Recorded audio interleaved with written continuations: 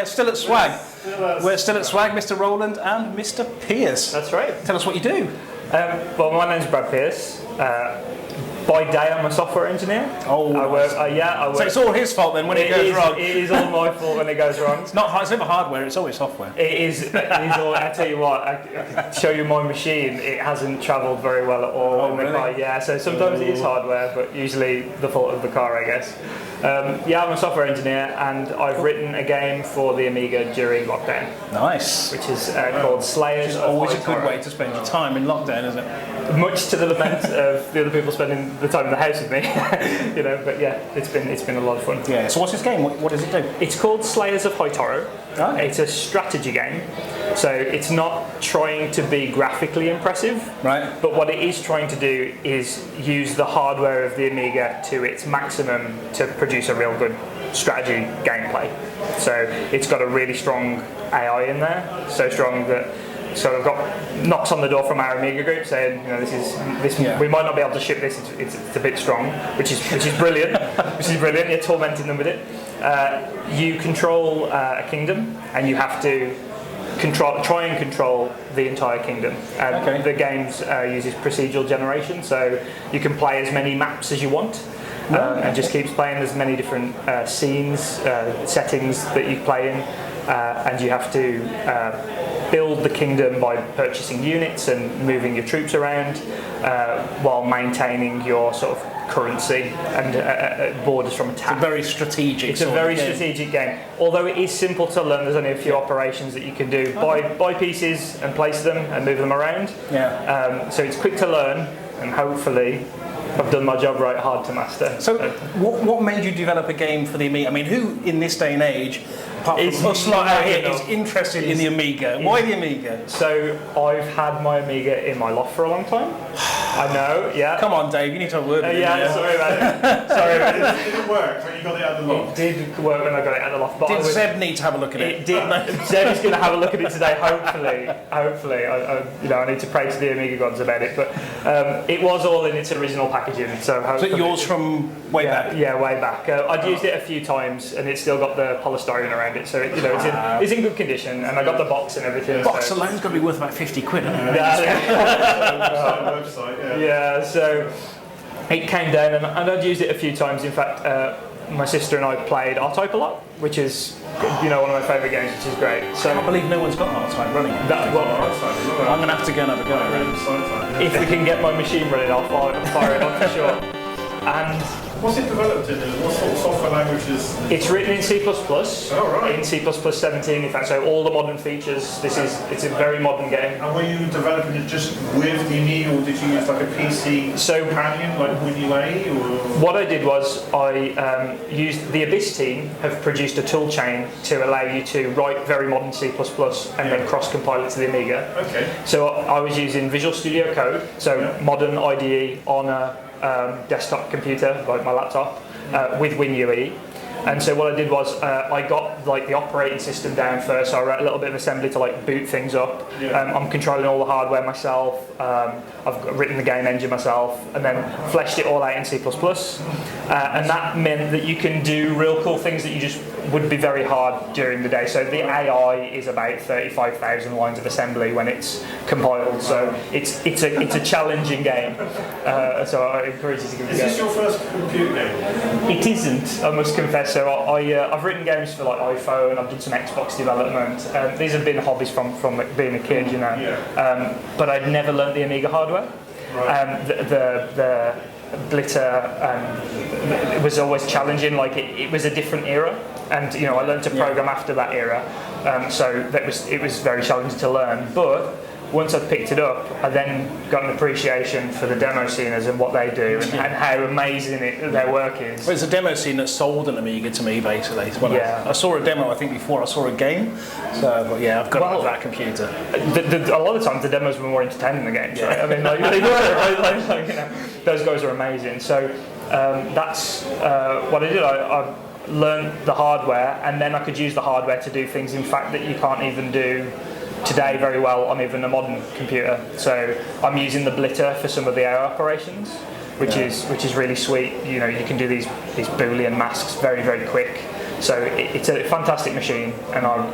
So what do you think it is about the Amiga that still interests us in 2021? Yeah. Nobody thought the Amiga would still be used in 2021. Yeah, so it hits an intersection. I think it hits an intersection of lots of different interests. But one of the main things is you can explain the entire thing. Like if I way it works. Yeah. I work with very powerful GPUs, and even the simplest components in them are more complex than the entire machine, right?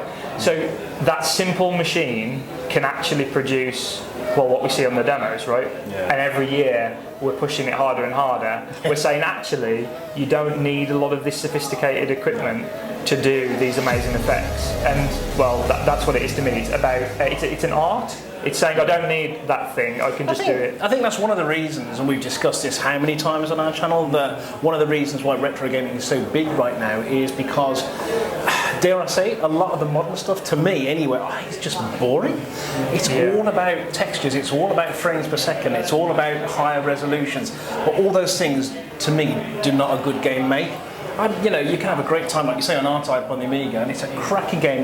Yes, okay, you might play it for 15, 20 minutes and think, I'll go and play something else, where, I don't know, the modern games to me, I'd much rather play an Amiga game a lot of the time. Well, painting's quite straightforward if you think about it in general. You've got a very limited operations that you can do, and you build a painting, and that's the artwork, right? You don't have, like, when you're doing, like, traditional painting, you don't have I'll just add some opacity here.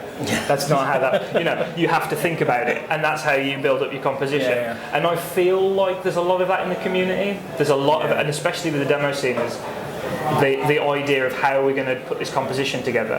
And you have to think about it months. You don't just undo and add a new layer in Photoshop, right? No. If you change an effect, you've got to reprogram the whole effect. And I think that's a testament to people's insight and vision, and I think there's a lot of reward that comes with that, and I think that's one of the reasons it's so popular. What's your favourite demo? I would say the latest Titan demo for the Amiga. I've not seen it. Is it here? Insert. Is it here? Video? It's cut to insert. I wasn't going to slay its name because I don't get it right, but those guys and Abyss as well, like they're phenomenal. And in fact, a big shout out, I guess, Photon of Scoopex. He's done so much. I actually used his hardware programming in assembly and just did it in C++. So I watched it and then reprogrammed it. That was great. Oh, okay. So how do people get hold of your game? So it's available for purchase at Bitmapsoft in physical copy and in digital download. So both are now available. Yeah?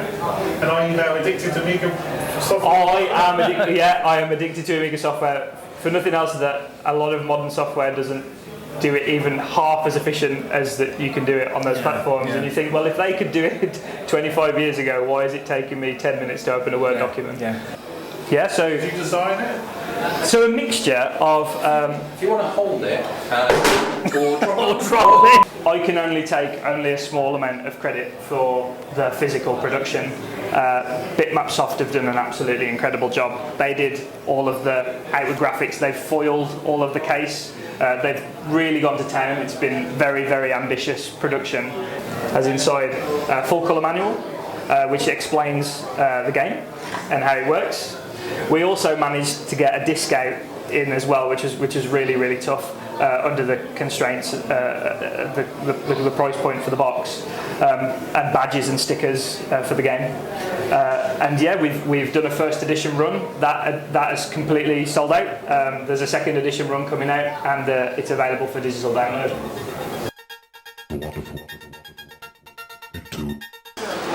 So the game has many different locations.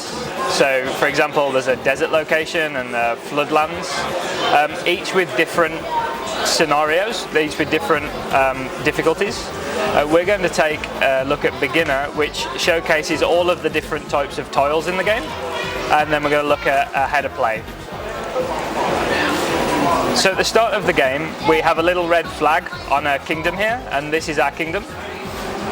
So we're going to take a look at that. At the top we've got 10 gold, we control 7 hexes, and we're spending 2 gold a turn on our villager here.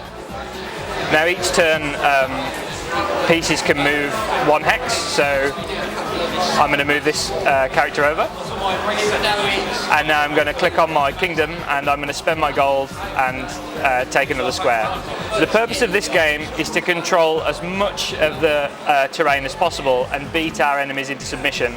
Now we've moved our pieces and we haven't got any gold to buy any more, so that's the end of our turn, and we're going to let the AI have a go now. They're going to spawn units and then we're back to our turn. So we can move in on white here, try and block him off. White won't be able to bring his villagers into our territory because they're blocked by our villagers. Only a more powerful piece will be able to take them. So we're going to have to wait for the game to progress a bit more before we see those pieces. We've not got enough gold. We've only got 5 gold, so we can't build any more units. So we're going to pass the turn and see where we go from there. As you can see, deserts started to spawn. The desert piece, when it's not kept in check, will spread across the scenery and wreak havoc. So part of the game is managing your resources, but also managing the terrain. So now I'm going to bring our villager down. I'd like to try and get up here, but unfortunately this kingdom is blocking me. The kingdom protects all the way around it, and villagers are not strong enough to take that piece. Hopefully in a while I'll have 20 gold and then I'll be able to buy a soldier, which will allow me to take that piece. So the game starts off fairly straightforward. You start to get a feel for the map and where the opponents are, and as the game progresses, as you can see, I was cut off here by white. So when a piece cuts a kingdom off, so the connection's cut, a new kingdom is spawned, and if that kingdom can't support its units, they die. So what white did here is essentially defeat me quite quickly by cutting off my kingdom. And I don't think, oh I do, I've got enough gold to be able to reconnect it. So I'm going to fight back, reunify my kingdom. Unfortunately that's my turn done, so I'll have to pass on. As I spoke to you about before, the deserts are ravaging my kingdom now, so this is not going very well for me at all. Slayers is very challenging. The games are procedurally generated, so there's almost infinite number of maps that you can play. I'm getting pretty close to being defeated here. I'm not long for this world, I don't think. So I'm going to press play a few more times and watch the kingdoms progress a bit, see if I can get a bit of gold. No, I've been defeated. As is often the case in this game, the white flag's at the bottom for a reason. I'm going to throw in the towel and maybe start a new map, see if I get some better luck next time.